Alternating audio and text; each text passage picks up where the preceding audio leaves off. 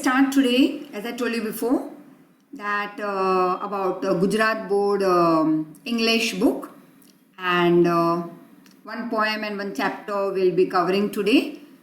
And even those who don't have this book, I would just suggest, indeed I would request कि ये chapters और poem जब कोई extra like it's so happen किसी को नहीं है, but still I would say just go through it, just listen to the stories and all, because each and every story has some or the other message leaving behind.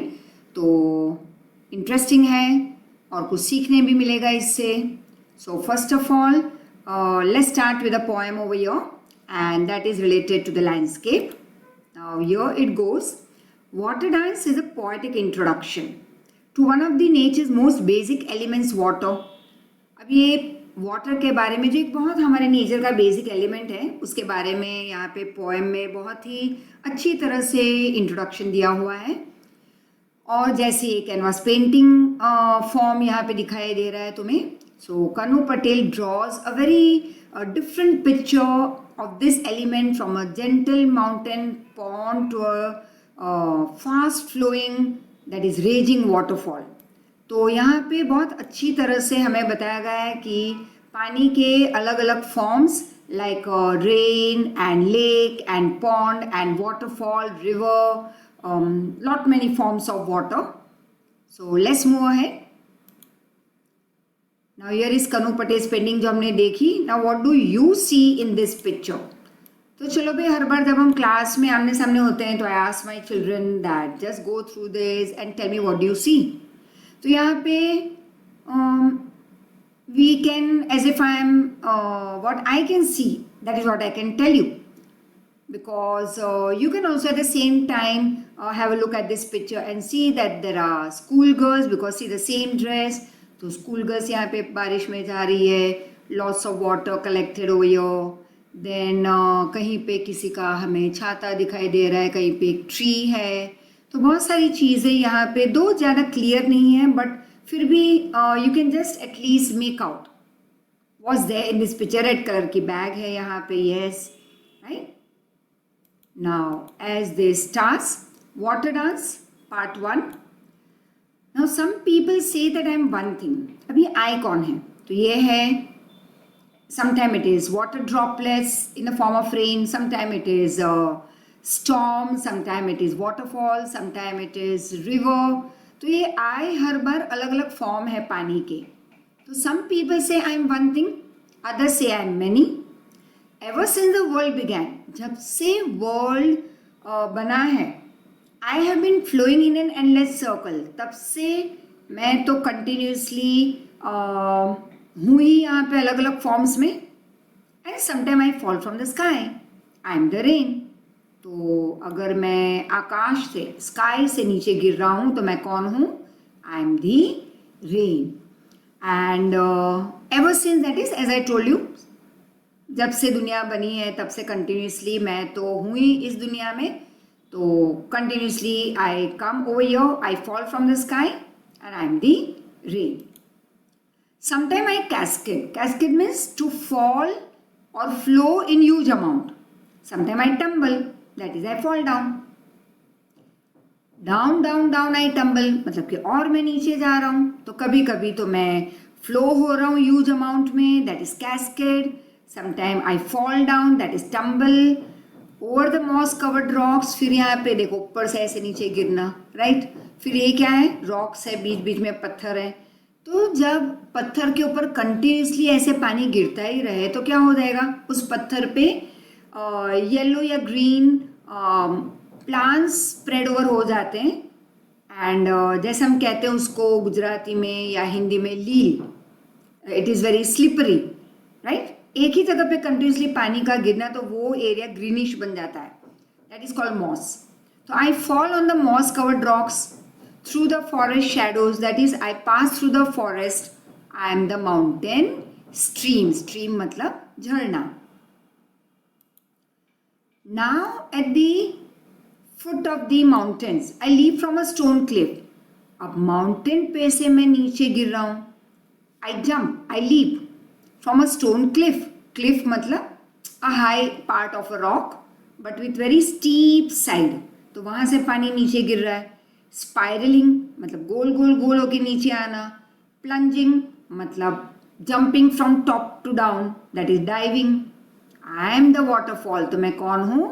मैं हूँ waterfall. In the shadows of the mountain I am still and deep. अब जब mountain में कहीं कहीं पे तो मैं एकदम शांत हो जाता हूँ, and I become very deep.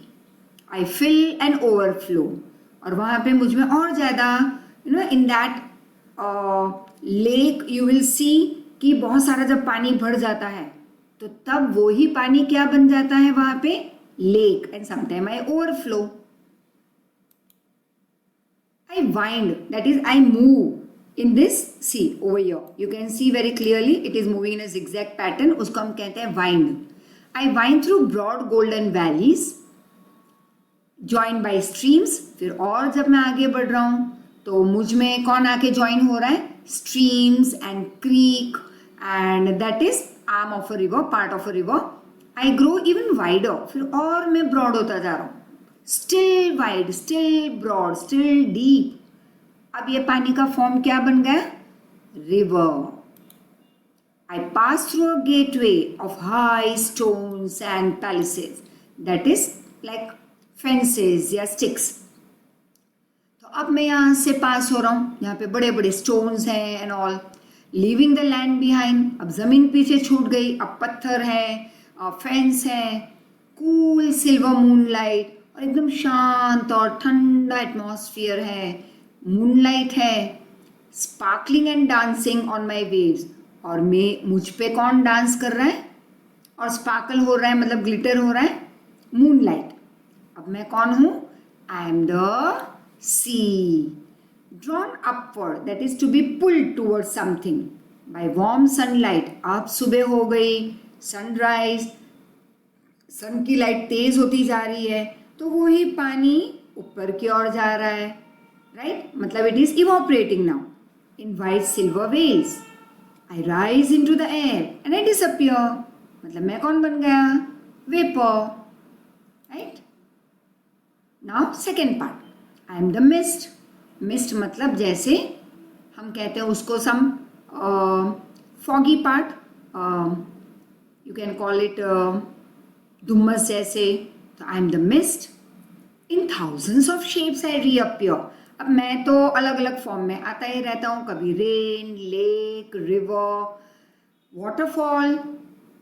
In thousands of shape I reappear high about the earth in the blue sky. और वहाँ ऊपर मैं फ्लोट होता रहता हूँ, मैं ड्रिफ्ट होता रहता हूँ, means I keep on moving. अब मैं कौन हूँ? I am the clouds, carried by winds from distant seas. और मुझे खींच के कौन लेके आ रहा है? दूर से, कहीं से दूर की कोई दरिया पे से, जहाँ पे मैं बना हूँ वहाँ से हवा मुझे खींच के ले आ रही है. When you look at the sky you will see कि क्लाउड्स ऑलवेज मूव. तो ऊपर की ओर देखो तो क्लाउड्स मूव हो रहे हैं, राइट? वो स्टैटिक नहीं रहेंगे, जब हवा चलेगी ज़्यादा मूव होंगे. तो उसी तरह से यहाँ पे आई मूव. फिर वो क्लाउड हैवी बनता जा रहा है और heavy, right? Growing darker, returning. I am the storm front, मतलब अब जो क्लाउड्स एकदम हैवी और डार्क बन गए, मतलब कि अब ऐसी हवा चलती है कि जो स्टॉर्म लेके आएगा, उसको कहते हैं आई am the storm front. At the walls of the mountain, मतलब माउंटेन है तो ये उसकी वॉल हो गई, तो यहाँ से मैं और ऊपर जा रहा हूँ, right? As shining powerful towers in the darken sky. और एकदम मैं शाइन हो रहा हूँ, उसमें जैसे लाइटनिंग हो रही है. स्काई डार्क है लेकिन बीच बीच में लाइटनिंग हो रही है. तो मैं कौन हूँ? I am the thunder head, means a part of a large cloud. I blind the sky with lightning. और फिर जब लाइटनिंग होती है तो स्काई क्लियर नहीं दिखाई देगा, तो it is I blind the sky with lightning. The earth trembles with my thunder. और ज़मीन एकदम शिवर होने लगती है मेरी आवाज़ से. आई रेज, मतलब I spread quickly. I drench the mountain side, और मैं पूरे माउंटेन को गीला कर देता हूँ. Who am I? I am the storm. Storms come, storms pass. I am countless droplets of rain left floating in the silent air. तो ये स्टॉर्म आते हैं जाते हैं, और मैं तो काउंटलेस मतलब अनलिमिटेड रेन ड्रॉप्स हूँ, and I keep on floating in the silent air, I reflect all the colours of sunlight. फिर एकदम से हम क्या देखते हैं, रेनबो। तो अब मैं कौन बन गया लास्ट में, rainbow. I am one thing, I am many things, I am water, this is my dance through a world, written by Thomas Locker. Let's see. Now see, it is already given. I don't speak much but I am everywhere. Silent है, जैसे bracket में दिया है तुम्हारी text book में, तो उसमें से राइट वर्ड पिकअप करना है। I shine bright at night, silver moonlight. I look threatening, darkened sky. I am a welcome pleasure, warm sunlight. I am a lot yet little water. मतलब मैं बहुत हूँ, लेकिन हूँ तो छोटा छोटा, बहुत सारी बारिश हो रही है, लेकिन है तो इतने छोटे छोटे droplets. So countless, that is unlimited rain drops. The entire poem what you have heard and when you will read, you will see is personification, figure of speech. क्योंकि personification, figure of speech का मतलब क्या है, non living things को हम human quality दे रहे हैं। तो हर बार ये पोएम में it starts with I tumble down, मतलब मैं गिर रहा हूँ। I blind the sky with lightning, मैं स्काई को ब्लाइंड कर देता हूँ विथ माई लाइटनिंग। तो हर बार ये non living thing, when we give are quality to it, it is called personification. Now adjectives are over here, जैसे किसी, जैसे मदर को हम डिस्क्राइब करें, loving mother, gentle mother, strict mother, good mother, working mother. तो वैसे तुम ये लिख सकते हो अपनी बुक में, loving friend, healthy friend, happy friend, intelligent friend, smart friend, वैसे ये सारे तुम लिख सकते हो। अब जब हम किसी नाउन के पहले कोई ऐसे उसको डिस्क्राइब करता हुआ वर्ड लिखें, तो उस डिस्क्राइबिंग वर्ड को हम कहेंगे adjective. Remember, mother, friend, match, beauty, food, movie, इसके आगे माई लगा दो। जैसे मैंने सिखाया था कि अगर ये नाउन होगा तो आगे माई या हिज से ये वर्ड फिट होगा, like his movie, his food, या माई लगा दो। My beauty, yes very good. My match, my friend, his match, तो परफेक्ट, माई या हिज मैच हो रहा है, मतलब ये सारे नाउन हो गए। अब इनको जब हम डिस्क्राइब करेंगे तो उस डिस्क्राइबिंग वर्ड को तो हम पहले ही रखेंगे, बाद में नाउन आता है। तो इस डिस्क्राइबिंग वर्ड को, जो इस नाउन को डिस्क्राइब कर रहा है, उसे हम कहेंगे adjective. Now as we move ahead, adjectives के अलग अलग फॉर्म है। तो कंपैरेटिव में, जैसे एक वर्ड मैंने दे दिया हैवी, तो इसको अगर कंपेयर करना है, दिस बॉक्स, जस्ट इमेजिन कि ये बॉक्स है, ये भी एक बॉक्स है, यू हैव टू इमेजिन, क्योंकि मैं बॉक्सेस लेके तो बैठी नहीं हूं। दिस बॉक्स, अच्छा चलो ये ले लेते हैं, this box is heavier than this box. तो हमने कंपेयर किया दोनों को, राइट? तो ये बन गया comparative adjective. This is darker then this, this is broader then this, broader मतलब चौड़ा, राइट? तो चलो ऐसे कोई एक एग्जाम्पल बनाते हैं। यहाँ पे कुछ बनाते हैं, she is taller than me, because singular है तो कोई एक ही लिखना होगा, you can say they is taller, तो ही इज, शी इज, ऐसे लिख सकते हो। That box is smaller than this, clear? ऐसे लिख सकते हो, सिंगुलर, लेकिन सिंगुलर लेना है क्योंकि इज है। Now let's start with Unit 2, very interesting chapter, very interesting. I love this chapter, so you too will love it. बहुत ही अच्छा है. It tells you about the friendship with animals, man's friendship with animals, that is human beings relation with animal. मतलब अब जिनके यहाँ pet dog होगा तो पता होगा that how it is always there with you, loving you, you also love your pet dog so much. और जैसे वो हमारी बहुत केयर करते हैं, हम भी उनकी केयर करते हैं. Is equally what we give we get. अगर मैं तुम्हें डांटूंगी तो नेचुरली तुम्हारे लिए मैं अच्छी नहीं हूँ.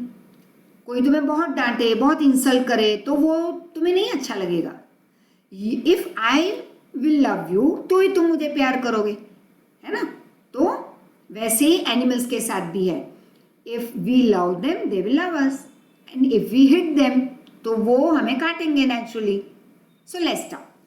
Once there was an Arab who owned a very fine horse. अब एक अरब के पास बहुत बड़ा मस्त हॉर्स था.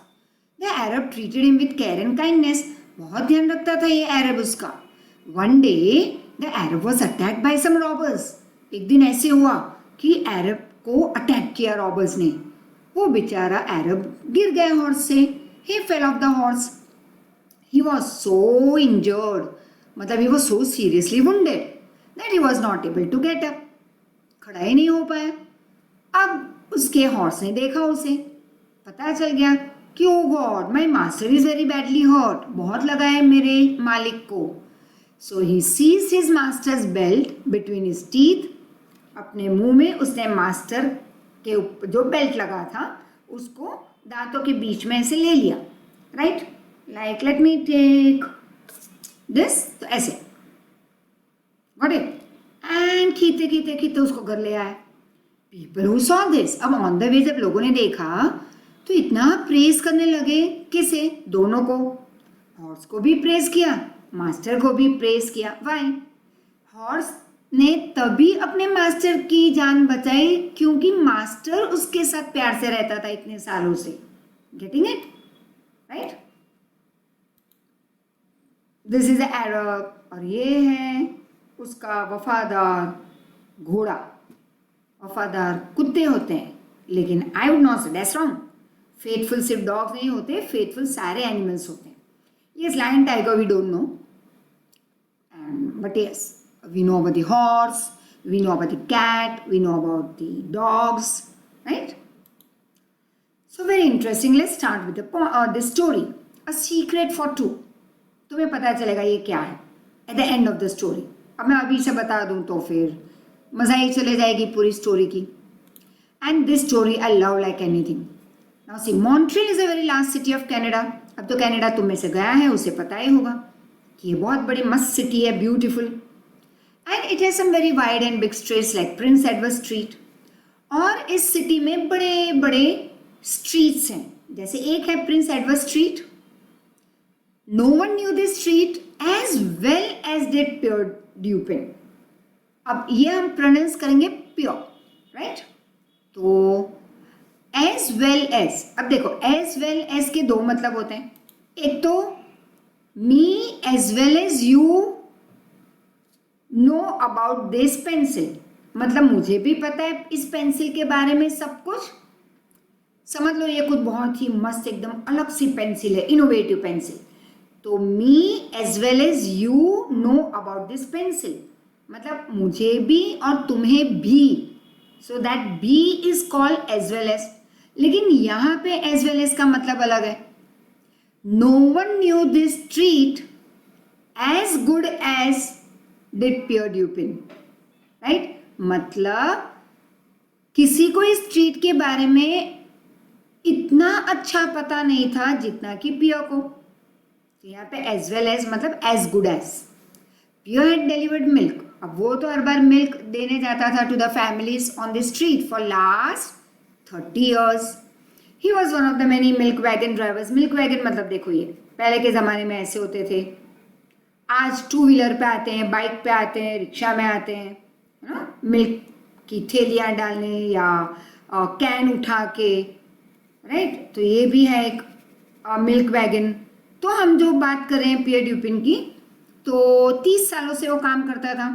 He was one of the many milk wagon drivers that worked for a milk company. बहुत सारे ऐसे मिल्क वैगन ड्राइवर्स थे और उसमें से एक था पियर जो एक कंपनी के लिए काम करता. During the past 15 years, the horse which drew the milk wagon used by Pierre was a large white horse named Joseph. अब लास्ट 15 साल से जो मिल्क वैगन का जो हॉर्स था जो इस मिल्क वैगन को खींच रहा था, राइट, और ये मिल्क वैगन का ड्राइवर कौन था? पियो। तो उस हॉर्स का नाम था जोसेफ। तो दोनों में अच्छी दोस्ती हो गई थी, 15 साल से वो लोग साथ में काम कर रहे थे। Same milk wagon driver and same horse जो उस मिल्क वैगन को खींचता था रोज। When the big white horse first came to the milk company, he didn't have a name. अब जब पहली बार इस हॉर्स को लाया गया था उस मिल्क कंपनी में वैगन को खींचने, तो उसका नाम नहीं था। They told Pierre that he could use a white horse. अब पियर को कंपनी ने बोल दिया था कि भाई तुम ड्राइवर हो इसके, लेकिन हॉर्स तो ये वाइट हॉर्स तुम्हें दिया जाता है। राइट, देखो यहाँ पे जैसे ये घोड़ा इस वैगन को खींच रहा है, ये वैगन को खींच रहा है, लेकिन यहाँ पे ड्राइवर या तो बैठते हैं या खड़े रहते हैं। तो ये व्हाइट हॉर्स हो गया उस दिन से पियर के वैगन का। नाउ पियर स्ट्रोक मतलब ऐसे हाथ फैलाना, टू पैट, प्यार से। द हॉर्स नेक पे ऐसे हाथ घुमाया and looked into his eyes. This is a nice horse, a kind and gentle one. और पियर ने हॉर्स के आंखों में देखा और क्या कहा? This is very beautiful horse, very kind and gentle. I will name him after Saint Joseph. और सेंट मतलब जैसे हम कहते हैं ना ऋषि मुनि, तो जैसे जो क्रिश्चियंस में या कोई और वेस्टर्न कंट्रीज में वो लोग उसको सेंट कहते हैं, तो उनकी सेंट होते हैं अलग अलग नाम, तो एक है सेंट जोसेफ। तो पियर ने कहा मैं अपने हॉर्स का नाम रखूंगा सेंट जोसेफ के नाम पे से जोसेफ, क्योंकि सेंट जोसेफ भी बहुत काइंड और जेंटल थे। Within 1 year Joseph knew the milk route as well as Pierre did. अब देखो यहाँ पे भी एज गुड एज, तो अब जोसेफ 1 साल में सारे रास्ते जान गया और पियर ने जो बताया उतनी अच्छी तरह से जोसेफ को रास्ते बाय हार्ट हो गए। Pierre used to say that he didn't need reins. Reins मतलब जो, I show you just a minute, ये जो है या ये जो तुम कह सकते हो, ये जो घोड़े के यहाँ से जो उसको कंट्रोल करने के लिए फिर यहाँ तक फिर वो इस ड्राइवर के हाथ में रहते हैं उसको कंट्रोल करने। लेकिन रेंज तो थे, जोसेफ के भी रेंज थे, लेकिन कभी पियर ने टच नहीं किया था। Each morning Pierre arrived at the stable of the milk company at 5 o'clock। तो हर बार वो स्टेबल मतलब जहाँ पे घोड़ों को रखते हैं वहाँ पे पियर आ जाता 5 बजे। Wagon would be loaded, Joseph hitched to it. Hitched मतलब जैसे ही पियर आता वहाँ पे तो वैगन के अंदर मिल्क की बॉटल्स रखी जाती और जोसेफ को टाई कर देते, that is hitched to the wagon. Pierre would call softly to Joseph, go on my friend, and this excellent combination would walk proudly down the street. Stalk मतलब walk. अब Pierre इतने प्यार से Joseph को कहता, my friend चलो चलते हैं। और ये जो ब्यूटीफुल कॉम्बिनेशन था जोसेफ और पियर का, ये दोनों फ्रेंड्स प्राउडली वॉक करते हुए आगे बढ़ते स्ट्रीट पे। The wagon without any direction from Pierre would arrive in Prince Edward Street. कोई रेंज का खींचना नहीं, जो मैंने बताया वो घोड़े के यहाँ से ऐसे लगता है, उसे ना तो पियर कभी खींचता ना कंट्रोल करता अपने हॉर्स को। 1 साल में रास्ते बाय हार्ट हो गए थे जोसेफ को, दैट इज अ हॉर्स। तो the wagon without any control और direction from the driver would arrive in the street. Horse would stop at the first house, allow Pierre about for 30 seconds to get down from the seat, put a bottle of milk at the front door. Again the horse would go on skipping, that is leaving. मतलब एक घर फिर 2 घर छोड़ देना, फिर एक घर, फिर वापस 2 छोड़ना, फिर एक घर, फिर 2 छोड़ना, फिर एक। तो वैसे एक घर में मिल्क की बोतल रखी, फिर 2 छोड़ दिए, फिर वापस एक घर में मिल्क की बोतल, फिर 2 छोड़े। तो हाँ, या कई बार एक घर में दिया, फिर एक छोड़ा और एक रखा। तो दैट वाज जस्ट, शायद कई घर वाले नहीं लेते थे उनसे, तो जहाँ जहाँ पे जोसेफ को खड़ा रहना था उसे परफेक्ट पता था, उसे सिखाया गया था by the driver, that is Pierre. तो जोसेफ ट्रेन हो चुका था, तो वो 30 सेकेंड के लिए रुकता एक घर के पास, पियर उतरता, वापस पियर अपनी जगह पे आके बैठ जाता, और again the horse would go on leaving 2 houses, again stopping at the 3rd, or sometime maybe whatever he was taught. So down the length of the street, मतलब पूरी street में the two would go. Then Joseph would turn around and come back along the other side of the street. फिर सब पूरा काम खत्म हो जाता, फिर वो एक टर्न लेके वैगन वापस स्टेबल तक आ जाता, कंपनी की तरफ. Yes, Joseph was very smart horse. कुछ कहना नहीं पड़ता था, ना रेन से कंट्रोल करना पड़ता, ना उसको चाबुक मारनी पड़ती.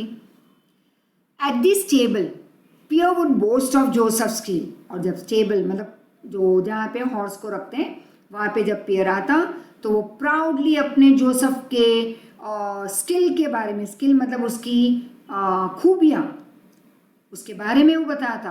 I never touch the rain, वो बताता दूसरे लोगों को, देखो मैं अपने घोड़े की रेंस को टच नहीं करता, मेरे जोसेफ को सब पता है कौन से घर के पास खड़े रहना है. Why a blind man could do my job with Joseph pulling the wagon. और अगर एक अंधा आदमी भी हो तो वो भी मेरा काम कर सकता है अगर हॉर्स कौन हो, to pull the wagon, Joseph. So it went on for many many years. Pierre and Joseph grew old together. दोनों साथ साथ ओल्ड हो रहे थे, क्योंकि देखो एनिमल्स की age comparing to human being is less, right. You will come to know as we move ahead. तो जोसेफ और पियर दोनों बड़े हो रहे थे, बट ग्रेजुअली, नॉट सडनली. एक दिन में आज 10 के और कल 60 के हो गए, ऐसे नहीं, धीरे धीरे. और ये कैसे पता चला? लाइक हेयर का ग्रे होना. अब इंग्लिश में हम जब ग्रे कहते हैं इसका मतलब सफ़ेद बाल. फिर घुटनों का दर्द, या थोड़ी बहुत चलने में तकलीफ, या चलते चलते झुक जाना. तो ये सारी चीज़ें धीरे धीरे एंटर होती है बॉडी में. तो पियर्स ह्यूज वॉल्रस मुस्टैच, ह्यूज वॉल्रस मतलब ये thick moustache was purely white now. तो पियर की तो मुस्टैच बड़ी बड़ी वाइट हो गई थी. Joseph didn't lift his knee so high. और जो हॉर्स था वो पहले यूं दौड़ता, बहुत साल पहले जब वो आया था, अब बेचारा धीरे धीरे आगे बढ़ रहा है. जैक्स, अब देखो जैक्विस नहीं कहेंगे इसको, जैक्स, राइट. तो जैक्स द फोरमैन, फोरमैन मतलब supervisor of the stable, never notice that they were getting old. उसको तो कभी पता ही नहीं चला जैक्स को कि भाई ये दोनों बूढ़े हो रहे हैं. Until Pierre appeared one day carrying a big walking stick. हाँ, लेकिन एक दिन जब पियर एक वॉकिंग स्टिक लेके आगे बढ़ रहा था और स्टेबल की तरफ जा रहा था सुबह सुबह अपना काम स्टार्ट करने, तब इस सुपरवाइजर को लगा कि ओह, अब ये पियर बूढ़ा होता जा रहा है, राइट. देखो ये बड़ी बड़ी मूंछ है, राइट. अब hey Pierre, Jacques laughed, maybe you have got the gout. अब गाउट का मतलब क्या है?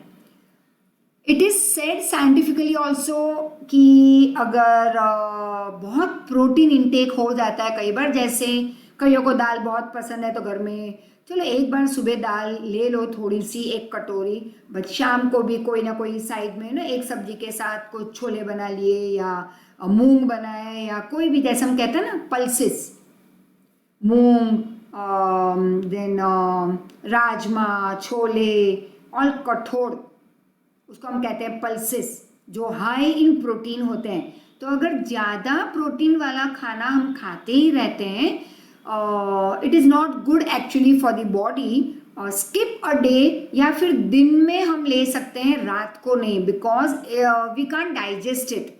ये बहुत हैवी रहते हैं, प्रोटीन से भरे हमारे जो पल्सेस हैं. तो we don't eat it after 4 or 5 o'clock because it becomes too heavy, you can't digest. और मम्मी पापा तो दौड़ते भी नहीं है पूरे दिन, तुम लोग तो दौड़ते भी रहते हो तो शायद डाइजेस्ट हो जाए, लेकिन I don't think so. Your mother keeps on running after you, A baby baby this that. वो अपने वर्ड्स से तुम्हें बुलाएगी या चल के आएगी तुम्हारे पास, लेकिन कभी जैसे तुम लोग उछल कूद करते हो घर में, तो आई डोंट थिंक सो कि बेड पे चढ़ के नीचे ये जंप मारना, सब घर के बड़े ये नहीं करेंगे. तो उनका जो मेटाबॉलिज्म है that is it goes down, तो वो इतना हाई नहीं रहता जितना कि बच्चों का रहता है. हाँ, लेकिन मेटाबॉलिज्म ऊपर रह सकता है पेरेंट्स का भी, if they exercise daily for 1 hour, I would से. right? That is what I have experienced, where I have been into my workouts for last more than 25 years, daily morning for 2 hours, right? Like cycling and jogging and all asanas and all this thing I keep on doing daily morning for 1.5 to 2 hours. So अब cycling बंद हो गई है, as we don't move out, but yes घर में वो चलता रहता है. तो this is why I am telling you is you can tell your parents to start with exercise. It will keep them very like strong and energetic and तो फिर अगर कभी कभी भूल से कभी शाम को कुछ ऐसा प्रोटीन वाला खा भी लिया तो वो हजम भी हो जाएगा अच्छे से. बट स्टिल आई वुड से कि less protein after 5 o'clock, right. हाँ, कई लोगों को जब बॉडी में प्रोटीन की जो परसेंटेज बढ़ जाते हैं तो एक ये जो हमारे जहाँ जहाँ पे भी ये बोन्स हैं, like you can say the knees and wrist and all this joints, जिसको हम कहते हैं जॉइंट्स, राइट. फिर एंकल, पैर में जैसे हम कहते हैं एंकल, तो वहाँ पे ये असर करता है. And even if somebody touches feather touch, तो दैट पर्सन इतना जोर से चिल्लाएगा because it's very painful, severely painful it is. और वो पोर्शन डार्क हो जाता है तो लोग चल भी नहीं सकते बहुत बार. तो जैक्विस जो मैनेजर था या सुपरवाइजर था, उसने पियर को कहा कि क्या तुम्हें गाउट हुआ है कि तुम ऐसे लकड़ी से धीरे धीरे चल के आ रहे हो. येस, जैक्विस रिप्लाइड पियर अनसर्टनली. अनसर्टनली मतलब जैसे ध्यान दिया नहीं दिया, ऐसे ही बोल दिया हाँ. But as one grows old legs gets tired. लेकिन हाँ, पियर ने ये कहा उस मैनेजर को कि जैसे जैसे हमारी उम्र बढ़ती है तो हमारे पैर थकने लगते हैं. You should teach the horse to replace the milk bottle at the front door of your customers. Jacques said to him, he does everything else for you. उस सुपरवाइजर ने क्या कहा उसे कि देखो अब तो तुम्हारा हॉर्स तो कितना अच्छा है, तुमने सब कुछ सिखाया है उसे, अब उसे एक काम और सिखा दो. तुम मत उतरो बार बार वैगन से नीचे, अपने हॉर्स को बता दो, वो जाके वो वहाँ पे रख के आएगा हर एक के घर पे, डोर पे. One morning the manager of the milk company came to inspect the early morning deliveries. अब सुबह सुबह एक दिन मैनेजर आ गया. मतलब जो पहले वाला था वो कौन था? फॉरमैन. मतलब हम चलो याद रखते हैं, मतलब कि तुम्हें याद रखना है. One is pure, right. तो ये कौन है? Pure, that wagon driver. फिर है जोसेफ, हॉर्स. फिर है जैक्स, राइट. एंड जैक्स कौन है? वो है फोरमैन. तो हम फोरमैन बोलेंगे, सुपरवाइजर बोलेंगे. और फिर एक मैनेजर भी है, राइट. तो एक दिन सुबह सुबह इंस्पेक्शन के लिए एक मैनेजर, वहाँ पे मैनेजर आ गया उस मिल्क कंपनी का. Pointing out to Pierre, Jack said to him, watch how he talks to the horse whom he calls Joseph. अब धीरे से उस सुपरवाइजर तो रोज रहता था वहाँ पे, तो वो तो पहचानता था अच्छे से कि वैगन ड्राइवर पियर और वो हॉर्स के बीच में कितनी फ्रेंडशिप है, राइट. तो उसे मैनेजर तो कभी कभी आता था, तो उसे मैनेजर को कहा यहाँ ये देखिए, देखो कैसे ये वैगन ड्राइवर अपने हॉर्स से बात कर रहा है. See the look in the horses eyes. और हॉर्स के आंखों में तो देखो क्या लुक्स हैं. दोनों कुछ तो सीक्रेट शेयर कर रहे हैं, राइट. दोनों के बीच में सीक्रेट बातें रोज होती है. Sometime they seem to laugh. Chuckle मतलब लाफ एट अस. कभी कभी लगता है कि ये दोनों हम पे हंस रहे हैं. As they go off on the route in the morning. फिर अपने काम पे निकल जाते हैं दोनों. Pierre is good man, he is getting old. But अब उस सुपरवाइजर ने मैनेजर को क्या कहा कि अब तो ये बूढ़े होते जा रहे हैं मिस्टर पियर, लेकिन अच्छा आदमी है. डोंट यू थिंक उसको हम अब छुट्टी दे दें, लेकिन हर महीने थोड़े पैसे भेज देंगे, दैट इज पेंशन, ताकि आराम भी मिले और उसका घर भी चलता रहे. Of course said the manager, he has been on this route now for 30 years. अरे भाई हाँ हाँ, क्यों नहीं, छुट्टी दे दो उसे, रिटायर कर दो, लेकिन हर महीने पैसे भेज देना उसके घर पे, क्योंकि 30 सालों से उसने हमारा काम किया है. And not even once anybody has complain. कभी किसी ने कंप्लेन नहीं की है. Tell him it's time that he should rest, his salary will continue. अब उसको बोल दो कि भाई तुम अब घर पे आराम करो और तुम्हारी सैलरी कंटिन्यू रहेगी. But Pierre refused to retire. Pierre said, "No, I'll not retire." He could not bear the thought of not driving Joseph every day. पियर तो सोच भी नहीं सकता था कि वो बिना जोसेफ के क्या करेगा. He said to Jax, "We are two old men, Joseph and I." और उसने तो उस जैक्स को कह दिया, सुपरवाइजर को, कि ना मैं और मेरा जोसेफ दोनों बूढ़े होते जा रहे हैं, दोनों साथ साथ बूढ़े हो रहे हैं. वेयर आउट मतलब तब जैसे हमारी जब बॉडी वीक होती जाती है, right. When Joseph is ready to retire, I too will leave this table.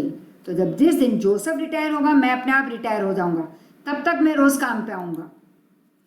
Now Jacques was a kind man understood. Jacques को पता चल गया कि हाँ भाई ये दोनों के बीच में प्यार बहुत है, तो मुझे हर्ट नहीं करना है. तो उसने कहा ठीक है. Jacques also was a very kind man. There was something about Pierre and Joseph which made a man smile very lovingly, tenderly. अब कुछ तो पियर और जोसेफ में ऐसी अच्छी क्वालिटी थी जो इस जैक्स के मुंह पे स्माइल ले आई, loving smile. It was as though each drew some hidden strength from the other. ऐसे लगता था जैसे वैगन ड्राइवर और हॉर्स दोनों को एक दूसरे से ताकत मिलती थी. When Pierre was sitting in his seat and when Joseph was tied to the wagon, neither looked old. मतलब जब पियर अपनी सीट पे बैठ जाता है ऐसे वैगन ड्राइवर की तरह और जोसेफ को वैगन के साथ टाई कर लेता, तो कभी किसी को लगता ही नहीं कि ये दोनों बूढ़े हैं.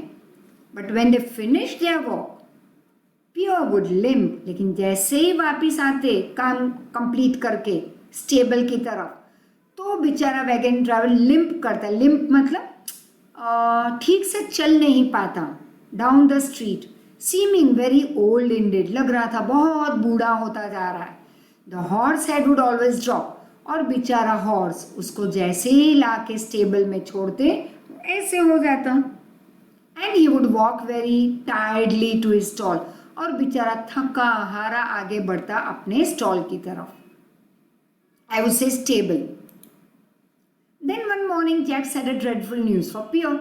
अब एक सुबह उस सुपरवाइजर ने जैसे पियर आया काम पे तो उसने उसको बहुत ही सैड न्यूज़ दिए. He said Pierre Joseph is no more. वो आज सुबह उठा ही नहीं. He was very old. You know he was 25 and that's equal to 75 for human being. अब पियर को ये सैड न्यूज़ मिले सुबह सुबह एक दिन, और उस सुपरवाइजर ने कहा पियर को कि बूढ़ा हो गया था हॉर्स जोसेफ, वो 25 का था. लेकिन हॉर्स 25 मतलब ह्यूमन बीइंग 75 के एज, उतने equal to. Pierre said very slowly, "Yes, I am also 75 now and I shall never see him again. My poor Joseph." Jacques patted Pierre on the shoulder. अब उस supervisor ने पियर को ऐसे PAT किया. "Don't worry, everything will be fine. We will find another horse for you as good as Joseph." Why? एक महीने में जैसे तुमने जोसेफ को ट्रेन किया वैसे तुम इसे भी कर देना. In a month's time you will teach the new horse his route. Well मतलब we will, and यहाँ पे we will मतलब let's see now. But he stopped when he looked into Pierre's eyes. लेकिन थोड़े देर के लिए वो सुपरवाइजर भी रुका और उसे पियर की आंखों में देखा. तो just see what he saw. For years Pierre had worn a heavy cap. बहुत सालों तक पियर ने कैसी कैप पहनी थी? ऐसे. उसके आगे का पार्ट था वो थोड़ा नीचे था ऐसे, तो nobody could see his eyes. The peak मतलब ये top of which came low over his eyes. Now when Jax looked into Pierre's eyes, पहली बार पियर ने अपनी आंखें ऐसे मुंह ऊपर किया तो आंखें दिखी उस सुपरवाइजर को, जैक्स को. और जैसे उसने पियर की आंखें दिखी, he was shocked. What's this? He saw a dead, lifeless look in them. उस आंखों में कोई इमोशंस नहीं थे. The eyes were mirroring the grief. उस आंखों में सिर्फ एक इमोशन था, sadness, that is grief. That was in Pierre's heart and in his soul. It was as though his heart and soul had died. आंखें ऐसी थी जैसे लग रहा था कि पियर की आत्मा मर चुकी है. There was nothing left with Pierre now, right? He was so sad. Take today off Pierre, Jacques ने कहा छुट्टी ले लो Pierre. But before Jacques could complete his sentence, अब इसके पहले कि जैक्विस अपना सेंटेंस पूरा करे, पियर ऑलरेडी जा चुका था, लिम्पिंग मतलब थोड़ा ऐसे अनस्टेडी फुटस्टेप्स, इजीली नहीं चल पाता था वो। So with limping down the street he went away, tears were streaming down his cheeks, वो रो रहा था, tears were there and he was sobbing. There was a warning yell from a driver of a huge truck that was coming fast and there was a scream of brakes। फिर एकदम से दूर से warning आवाज सुनाई दे रही थी horn की, एक बड़ा ट्रक, उसका ड्राइवर हॉर्न बजाता जा रहा था दूर से और स्पीड में आ रही थी वो ट्रक, बहुत हॉर्न बजाए। फिर एकदम से ब्रेक की आवाज, scream of brakes. But it appeared that Pierre had heard neither, लेकिन पियर ने शायद नहीं सुना। फिर एम्बुलेंस आई 5 मिनट्स के बाद, डॉक्टर ने कहा ही इज डेड, पियर भी मर चुका था। Jacques sent several of the milk wagon drivers had arrived by 10, और ये हुआ था कंपनी के बाहर ही रास्ते पे। तो दौड़ के आ गए बहुत सारे बाकी के उस कंपनी के मिल्क वैगन ड्राइवर और वो supervisor, and they look down at that dead figure, still figure, that is dead body. I couldn't help it, driver said. अब ड्राइवर ने कहा मैं कुछ कर ही नहीं पाया। ही प्रोटेस्टेड, उसने अपने आप को भी बचाने की कोशिश की और बहुत ऑनेस्टली बताया मैंने काफ़ी कोशिश की, but I couldn't save him. He walked right into my truck, सीधे मेरे ट्रक में आ गया। He never saw it I guess, मुझे लग रहा है उसे नहीं देखा मुझे और ट्रक को। He walked into it as though he were blind, ऐसे लग रहा था जैसे वो ब्लाइंड था। The ambulance doctor bend down, blind, he said, looking into Pierre's eyes, of course the man was blind. See those cataract, cataract मतलब आंखों की ऐसी बीमारी होती है तो लोगों को फिर दिखना बंद हो जाता है अगर ऑपरेशन नहीं करवाते हैं तो। This man has been blind for last 5 years। My god, what surprise, what shocking it was. Then he turn to Jacques and said, you say he worked for you, didn't you know he was blind. फिर उस doctor ने उस supervisor को कहा कि तुम तो कहते हो वो तुम्हारे लिए काम करता था, कंपनी के लिए काम कर रहा था, तुम्हें पता नहीं था ये ब्लाइंड है। No no, Jacques said very softly, none of us knew, there was only one who knew, a friend of his who died, and that's Joseph the horse. I think so it was a secret that only they two knew, they two used to share. Understood? तो ये बहुत बड़ा एक secret था जो सिर्फ Joseph को पता था, उसका जो हॉर्स था। तो यहाँ पे तुम्हारे मीनिंग्स हैं जो तुम्हारे टेक्स्ट बुक में भी है, so go through it and yes your let's do about verbs दिए गए यहाँ पे। अब वर्ब में देखो, पहले के पार्ट में हमने किए थे नाउन, मतलब माई या हीज लगा के देखो तो सेट हो जाते हैं, वो बन जाते हैं नाउन। नाउन के पहले अगर ये नाउन है, उसके पहले अगर मैं उसको डिस्क्राइब करता हुआ वर्ड लिखो तो बन गया एडजेक्टिव। अब वर्ब के लिए हम क्या लगाएंगे? टू। तो देखो, तुम ये तो नहीं बोल सकते टू वाइड, टू शार्प या my sharp, his wide, no, हम क्या लगाएंगे? To be sharp, to be wide. अब टू बी लगा के जो सेट हुआ वो बन गया एडजेक्टिव। जैसे ही मैंने en लगाया वो बन गया टू शार्पन, मतलब verb, to widen, right.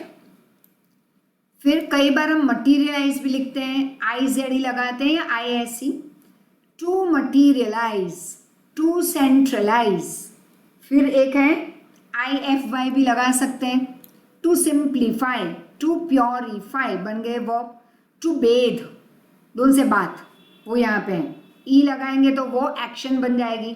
To bed, to breathe, यह है ब्रेथ मतलब सांस, यह है सांस लेना, right. Now let's see, the streets of the city are being widened, WIDENED, do not speak so loudly, soften, EN लगाएंगे, soften your tone. They couldn't believe, तो F निकाल के VE।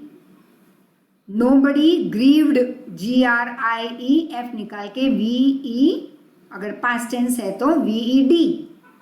Joseph death darkened, ED, right? Darkened, ENED, Pierre's life forever. चलो और करते हैं. Jacques advised Pierre. Everyone sympathized. भाई निकाल के I, Z वाला.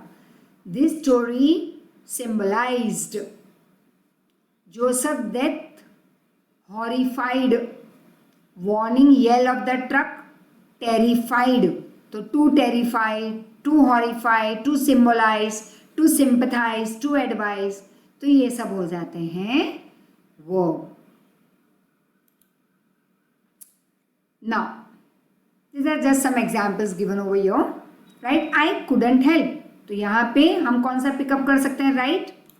I couldn't help means I was unable to save him. He didn't need reins.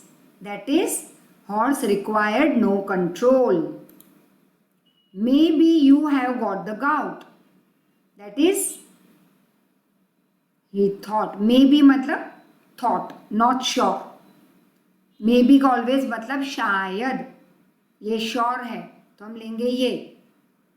He thought Pierre suffered from gout. Salary will go on. That is, continue as usual. He saw something that startled him. That is, surprised. So with this we stop over here. If any doubts, give me a call. Thank you so much. And all the best for the test of this chapter, all those who have. And still if any queries, please feel free to give me a call.